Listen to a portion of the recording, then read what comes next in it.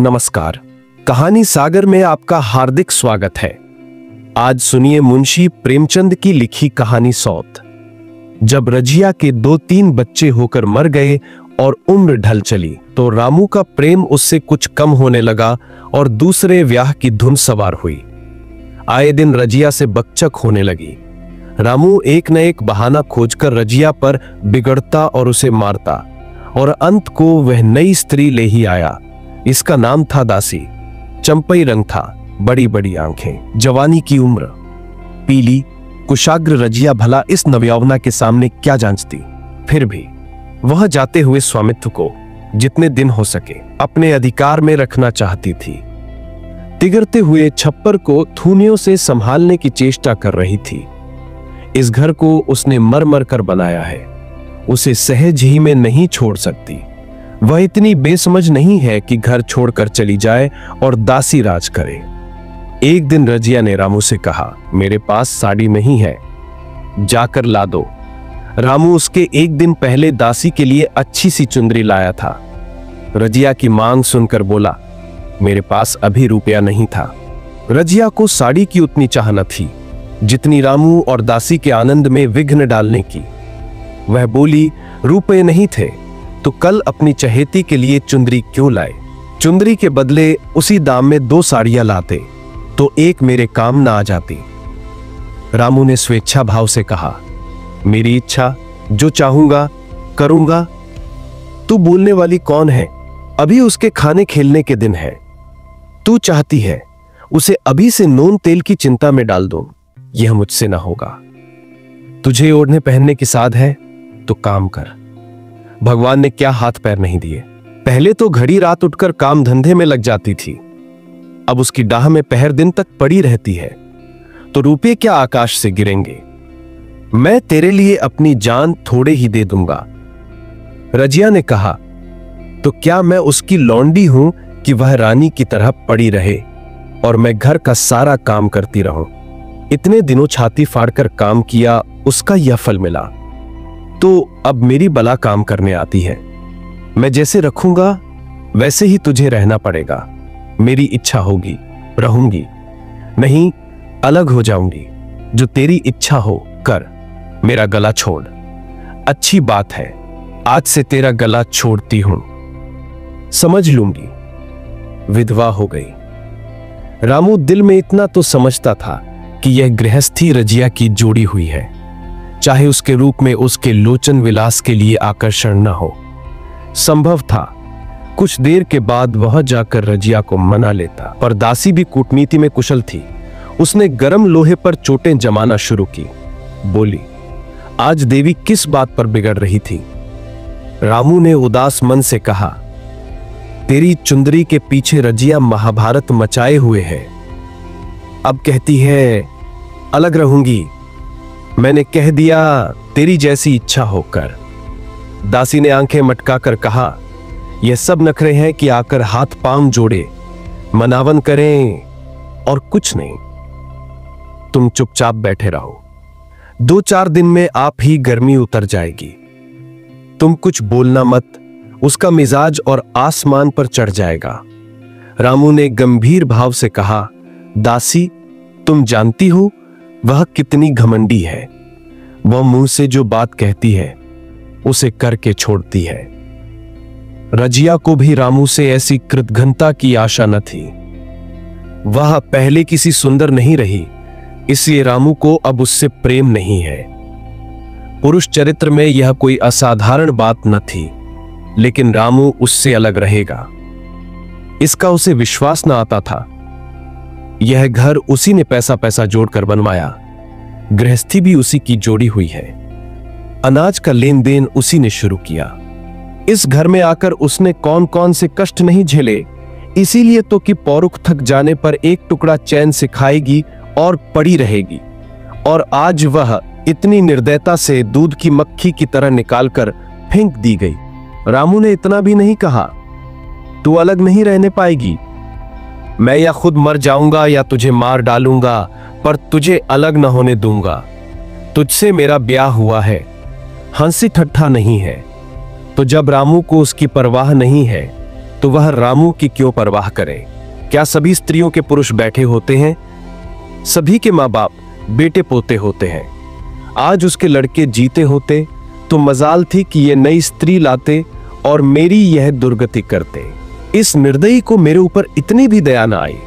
नारी हृदय की सारी परवशता इस अत्याचार से विद्रोह करने लगी। वही आग जो मोटी लकड़ी को स्पर्श भी नहीं कर सकती, फूस को जलाकर भस्म कर देती है। दूसरे दिन रजिया एक दूसरे गांव में चली गई। उसने अपने साथ कुछ न लिया। जो साड़ी उसकी देह पर थी वही उसकी सारी संपत्ति थी। विधाता ने उसके बालकों को पहले ही छीन लिया था, आज घर भी छीन लिया। रामू उस समय दासी के साथ बैठा हुआ आमोद विनोद कर रहा था। रजिया को जाते देखकर शायद वह समझ न सका कि वह चली जा रही है। रजिया ने यही समझा। इस तरह तौरों की भांति वह जाना भी न चाहती थी। वह दासी को, उसके पति को और सारे गांव को दिखा देना चाहती थी कि वह इस घर से धेले की भी चीज नहीं ले जा रही है। गांव वालों की दृष्टि में रामू का अपमान करना ही उसका लक्ष्य था। उसके चुपचाप चले जाने से तो कुछ भी न होगा। रामू उल्टा सबसे कहेगा। रजिया घर की सारी संपदा उठा ले गई। उसने रामू को पुकार कर कहा, संभालो अपना घर, मैं जाती हूं। तुम्हारे घर की कोई भी चीज अपने साथ नहीं ले जाती। रामू एक क्षण के लिए कर्तव्य भ्रष्ट हो गया। क्या कहे उसकी समझ में नहीं आया। उसे आशा न थी कि वह यूं जाएगी। उसने सोचा था जब वो घर ढोकर ले जाने लगेगी तब वह गांव वालों को दिखाकर उनकी सहानुभूति प्राप्त करेगा। अब क्या करे? दसिया बोली, जाकर गांव में ढिंढोरा पीट आओ। यहां किसी का डर नहीं है। तू अपने घर से ले ही क्या आई थी जो कुछ लेकर जाओगी? रजिया ने उसके मुंह न लगकर रामू ही से कहा, सुनते हो अपनी चहेती की बातें, फिर भी मुंह नहीं खुलता। मैं तो जाती हूं, लेकिन 10 रानी तुम भी बहुत दिन राज न करोगी। ईश्वर के दरबार में अन्याय नहीं फलता। वह बड़े बड़े घमंडियों का घमंड चूर कर देते हैं। दसिया ठट्ठा मारकर हंसी, पर रामू ने सिर झुका लिया। रजिया चली गई। रजिया जिस नए गांव में आई थी वह रामू के गांव से मिला ही हुआ था, अतएव यहां के लोग उससे परिचित थे। वह कैसी कुशल गृहिणी है, कैसी मेहनती है, कैसी बात की सच्ची है, ये यहां किसी से छिपा न था। रजिया को मजूरी मिलने में कोई बाधा न हुई। जो एक लेकर 2 का काम करे उसे काम की क्या कमी। 3 साल रजिया ने कैसे काटे, कैसे एक नई गृहस्थी बनाई, कैसे खेती शुरू की, इसका बयान करने बैठें तो पोथी हो जाए। संचय के जितने मंत्र हैं, जितने साधन हैं, वे रजिया को खूब मालूम थे। फिर अब उसे लाग हो गई थी, और लाग में आदमी की शक्ति का वारा पार नहीं रहता। गांव वाले उसका परिश्रम देखकर दांतों तले उंगली दबाते थे। वह रामू को दिखा देना चाहती थी, मैं तुमसे अलग होकर भी आराम से रह सकती हूं। वह अब पराधीन नारी नहीं है, अपनी कमाई खाती है। रजिया के पास बैल अच्छी जोड़ी है। रजिया उन्हें केवल खली भूसी देकर नहीं रह जाती, रोज 2-2 रोटियां भी खिलाती है। फिर उन्हें घंटों सहलाती। कभी कभी उनके कंधों पर सिर रखकर रोती है और कहती है, अब बेटे हो तो, पति हो तो तुम ही हो। मेरी जाल अब तुम्हारे ही साथ है। दोनों बैल शायद रजिया की भाषा और भाव समझते हैं। वे मनुष्य नहीं, बैल हैं। दोनों सिर नीचा करके रजिया का हाथ छाटकर उसे आश्वासन देते हैं। वे उसे देखते ही कितने प्रेम से उसकी ओर ताकने लगते हैं, कितने हर्ष से कंधा झुलाकर पर जुआ रखवाते हैं, और कैसा जी तोड़ काम करते हैं, यह वे लोग समझ सकते हैं जिन्होंने बैलों की सेवा की है और उनके हृदय को अपनाया है। रजिया इस गांव की चौधराइन है। उसकी बुद्धि, जो पहले नित्य आधार खोजती रहती थी और स्वच्छंद रूप से अपना विकास न कर पाती थी, अब छाया से निकलकर प्रौढ़ और उन्नत हो गई है। एक दिन रजिया घर लौटी तो एक आदमी ने कहा, तुमने नहीं सुना चौधराइन, रामू तो बहुत बीमार है। सुना 10 लंघन हो गए हैं। रजिया ने उदासीनता से कहा, जुड़ी है क्या? जुड़ी नहीं, कोई दूसरा रोग है। बाहर खाट पर पड़ा था। मैंने पूछा, कैसा जी है रामू? तो रोने लगा। बुरा हाल है, घर में एक पैसा भी नहीं कि दवा दारू करें। दसिया के एक लड़का हुआ है, वह तो पहले भी काम धंधा न करती थी और अब तो लड़कोरी है। कैसे काम करने आए? सारी मार रामू के सिर जाती है। फिर गहने चाहिए, नई दुल्हन योग कैसे रहे? रजिया ने घर में जाते हुए कहा, जो जैसा करेगा आप भोगेगा। लेकिन अंदर उसका जी न लगा। वह एक क्षण में फिर बाहर आई। शायद उस आदमी से कुछ पूछना चाहती थी और इस अंदाज से पूछना मानो उसे कुछ परवाह नहीं है। पर वह आदमी चला गया था। रजिया ने पूर्व पश्चिम जा जाकर देखा, वह कहीं न मिला। तब रजिया द्वार के चौखट पर बैठ गई। उसे वे शब्द याद आए जो उसने 3 साल पहले रामू के घर से चलते समय कहे थे। उस वक्त जलन में उसने वह शाप दिया था। अब वह जलन न थी। समय ने उसे बहुत कुछ शांत कर दिया था। रामू और दासी की हीनावस्था अब ईर्ष्या के योग्य नहीं, दया के योग्य थी। उसने सोचा, रामू को 10 लंघन हो गए तो अवश्य ही उसकी दशा अच्छी न होगी। कुछ ऐसा मोटा ताजा तो पहले भी न था। 10 लंघन ने तो बिल्कुल ही घुला डाला होगा। फिर इधर खेती बाड़ी में भी टोटा ही रहा। खाने पीने को भी ठीक ठीक न मिला होगा। पड़ोसी की एक स्त्री ने आग लेने के बहाने आकर पूछा, सुना रामू बहुत बीमार है, जो जैसी करेगा वैसा पाएगा। तुम्हें इतनी बेदर्दी से निकाला कि कोई अपने बैरी को भी न निकालेगा। रजिया ने टोका, नहीं दीदी, ऐसी बात न थी। वे तो बेचारे कुछ बोले ही नहीं। मैं चली तो सिर झुका लिया। दसिया के कहने में आकर वह चाहे जो कुछ कर बैठे हो, यूं मुझे कभी कुछ नहीं कहा। किसी की बुराई क्यों करूं? फिर कौन मर्द ऐसा है जो औरतों के बस नहीं हो जाता? दसिया के कारण उनकी यह दशा हुई है। पड़ोसिन ने आग न मांगी और मुंह ही फेर कर चली गई। रजिया ने कलसा और रस्सी उठाई और कुएं पर पानी खींचने गई। बैलों को सानी पानी देने की बेला आ गई थी, पर उसकी आंखें उस रास्ते की ओर लगी हुई जो मलसी रामू का गांव को जाता था। कोई उसे बुलाने अवश्य आ रहा होगा। नहीं, बिना बुलाए वो कैसे जा सकती है? लोग कहेंगे, आखिर दौड़ी आई ना। मगर रामू तो अचेत पड़ा होगा। 10 लंघन थोड़े नहीं होते। उसकी देह में था ही क्या? फिर उसे कौन बुलाएगा? दसिया को क्या गरज पड़ी है? कोई दूसरा घर कर लेगी। जवान है, 100 गाहक निकल आवेंगे। अच्छा, वह आ तो रहा है। हां, आ रहा है। कुछ घबराया सा जान पड़ता है। कौन आदमी है? इसे तो कभी मलसी में नहीं देखा, मगर उस वक्त से मलसी कभी गई भी तो नहीं। 2-4 नए आदमी आकर बसे ही होंगे। बटोही चुपचाप कुएं के पास से निकला। रजिया ने कलसा जगत पर रख दिया और उसके पास जाकर बोली, रामू महतो ने भेजा है तुम्हें। अच्छा तो चलो घर, मैं तुम्हारे साथ चलती हूं। नहीं, अभी मुझे कुछ देर है। बैलों को सानी पानी देना है, दिया बत्ती करनी है। तुम्हें रुपए दे दूं, जाकर दसिया को दे देना। कह देना कोई काम हो तो बुला भेजे। बटोही रामू को क्या जाने, किसी दूसरे गांव का रहने वाला था। पहले तो चकराया, फिर समझ गया। चुपके से रजिया के साथ चला गया और रुपए लेकर लंबा हुआ। चलते चलते रजिया ने पूछा, अब क्या हाल है उनका? बटोही ने अटकल से कहा, अब तो कुछ संभल रहे हैं। दसिया बहुत रो धो तो नहीं रही है? रोती तो नहीं थी। वह क्यों रोएगी?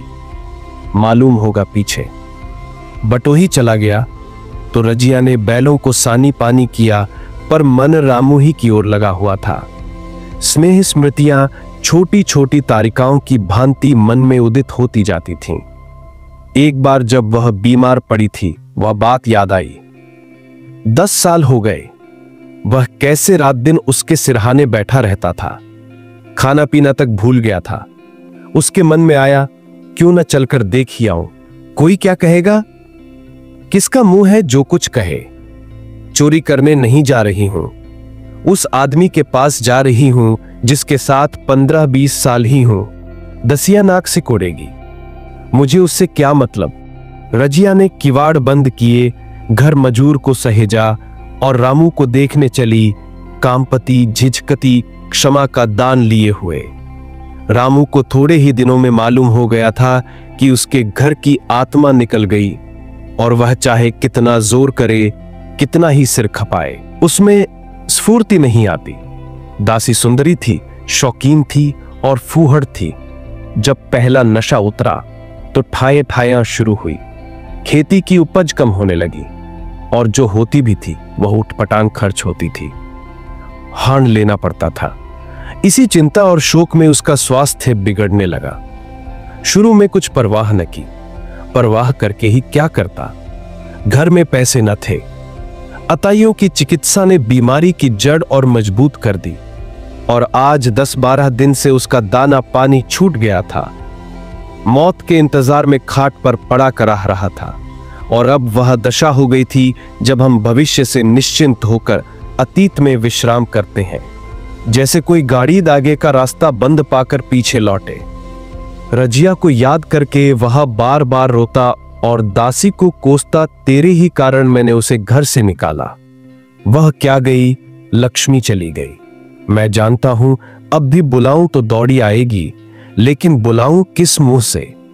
एक बार वह आ जाती और उससे अपने अपराध क्षमा करा लेती, फिर मैं खुशी से मरता। और लालसा नहीं है। सहसा रजिया ने आकर उसके माथे पर हाथ रखते हुए पूछा, कैसा जी है तुम्हारा? मुझ तो आज हाल मिला। रामू ने सजल नेत्रों से उसे देखा पर कुछ कह न सका। दोनों हाथ जोड़कर उसे प्रणाम किया पर हाथ जुड़े ही रह गए और आंख उलट गई। लाश घर में पड़ी थी। रजिया रोती थी, दसिया चिंतित थी। घर में रुपए का नाम नहीं। लकड़ी तो चाहिए ही, उठाने वाले भी जलपान करेंगे ही। कफन के बगैर लाश उठेगी कैसे? 10 से कम का खर्च न था। यहां घर में 10 पैसे भी नहीं। डर रही थी कि आज गहनौफत आई। ऐसी कीमती भारी गहने ही कौन थे? किसान की बिसाती क्या, 2-3 नग बेचने से 10 मिल जाएंगे, मगर और हो ही क्या सकता है। उसने चौधरी के लड़के को बुलाकर कहा, देवर जी, यह बेड़ा कैसे पार लागे? गांव में कोई धेले का भी विश्वास करने वाला नहीं। मेरे गहने हैं, चौधरी से कहो इन्हें गिरो रखकर आज का काम चलाएं, फिर भगवान मालिक है। रजिया से क्यों नहीं मांग लेती? सहसा रजिया आंखें पोंछती हुई आ निकली, कान में भनक पड़ी। पूछा, क्या है जोखू? क्या सलाह कर रहे हो? अब मिट्टी उठाओगे कि सलाह की बेला है? हां, उसी का सरंजाम कर रहा हूं। रुपए पैसे तो यहां होंगे नहीं, बीमारी में खर्च हो गए होंगे। इस बेचारी को तो बीच मंझधार में लाकर छोड़ दिया। तुम लपक कर उस घर चले जाओ भैया, कौन दूर है, कुंजी लेते जाओ। मंजू से कहना भंडार से 50 रुपए निकाल दे। कहना ऊपर की पटरी पर रखे हैं। वह तो कुंजी लेकर उधर गया। इधर दसिया राजू के पैर पकड़कर रोने लगी। बहनापे के ये शब्द उसके हृदय में बैठ गए। उसने देखा रजिया में कितनी दया, कितनी क्षमा है। रजिया ने उसे छाती से लगाकर कहा, क्यों रोती है बहन? वह चला गया। मैं तो हूं, किसी बात की चिंता न कर। इसी घर में हम और तुम दोनों उसके नाम पर बैठेंगी। मैं वहां भी देखूंगी, यहां भी देखूंगी। धाप भर की बात ही क्या, कोई तुमसे गहने पाते मांगे तो मत देना। दसिया का जी होता था कि सिर पटक कर मर जाए। इसे उसने कितना जलाया, कितना रुलाया और घर से निकाल कर छोड़ दिया। रजिया ने पूछा, जिस जिस के रुपए हो सूरत करके मुझे बता देना। मैं झगड़ा नहीं रखना चाहती। बच्चा दुबला क्यों हो रहा है? दसिया बोली, मेरे दूध होता ही नहीं।